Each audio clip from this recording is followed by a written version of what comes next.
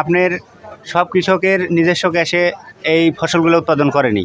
তারা কীটনাশকের দোকানের থেকে বাকি নিয়েছে, তারপরে আপনার হলো বিভিন্ন জায়গায় ক্ষতি করে এই পেঁয়াজগুলো করেছে, কিস্তির লোন নিছে। এই যে পেঁয়াজের দাম, একটা আশাই ছিল যে পেঁয়াজের দাম যদি বেশি হয় তাহলে আমরা এই জিনিসগুলো শোধ।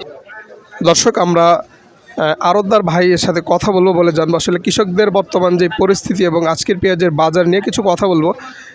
তো আসসালামু আলাইকুম ভাই, বর্তমান কৃষকদের যেই অবস্থা, পেঁয়াজের দাম যেহেতু কম এবং এই সময় এসে পেঁয়াজের দাম যাচ্ছে কত, হাজার থেকে 1100 সর্বোচ্চ বাজার।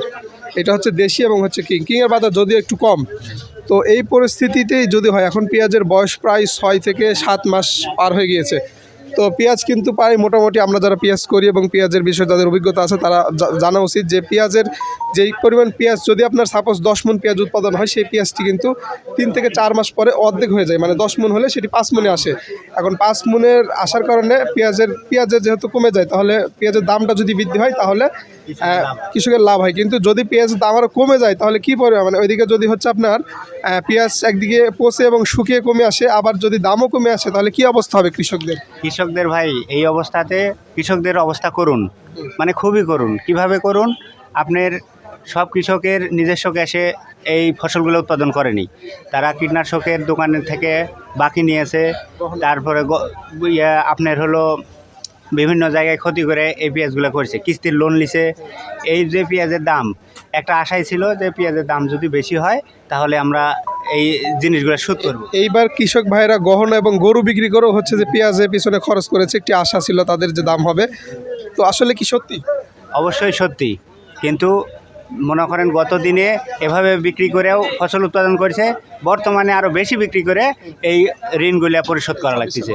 হ্যাঁ, 26 সালে ঋণগুলো পরিশোধ করা লাগতেছে। এই এমতো অবস্থায় মনে করেন উপর মহলে কর্তৃপক্ষের অবশ্যই দৃষ্টি দেওয়া উচিত যাতে পেঁয়াজের দাম একটু বাড়ে। এখনও যদি পেঁয়াজের দাম বৃদ্ধি হয়, সরকার যদি এই বিষয়ে পদক্ষেপ নেয়, তাহলে তো কৃষক ভাইয়ের আগামীতে আবার পেঁয়াজ করার বা পেঁয়াজ উৎপাদনের দিকে যাবে নাকি? অবশ্যই, এখনও যদি মনে করেন একটা উদ্যোগ নেয়, পেঁয়াজের দাম যদি বাড়ে, তাহলে ভবিষ্যতে এই পেঁয়াজের উৎপাদনশীলতা বাড়ানোর চেষ্টা করবে। আর যদি দাম কমে ভাই, সামনে উৎপাদন কমে যাবে। আসলে কৃষকদের কাছে মানে কত পার্সেন্ট বা কি পরিমাণ পেঁয়াজ এখন কৃষকদের কাছে রয়েছে? এখন কি পেঁয়াজ তাদের কাছে রয়েছে? এখন মোটামুটি ধরেন 60% পেঁয়াজ আছে। মানে অল্প কিছু কৃষকের কাছে আছে, সবার কাছে নেই।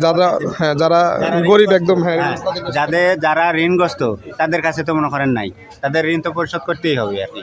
তো আমি সরকারের উদ্দেশ্যে বলবো যে বর্তমান অল্প কিছু পেঁয়াজ রয়েছে কৃষক ভাইদের কাছে, কারো বাড়িতে হচ্ছে 10 মণ বা 20 মণ বা তারও কম, কারো বাড়িতে 5 মণ পেঁয়াজ রয়েছে। যদিও এখন কৃষক একটু পেঁয়াজের দাম পায়, তাহলে কিন্তু কৃষক তারা একটু স্বাবলম্বী হবে, তাছাড়া কিন্তু তাদের অনেক ক্ষতি হয়ে যাবে। তো এই ছিল কিন্তু রাজশাহী তাহিরপুর থেকে আজকের পাইকারি পেঁয়াজের বাজার দর।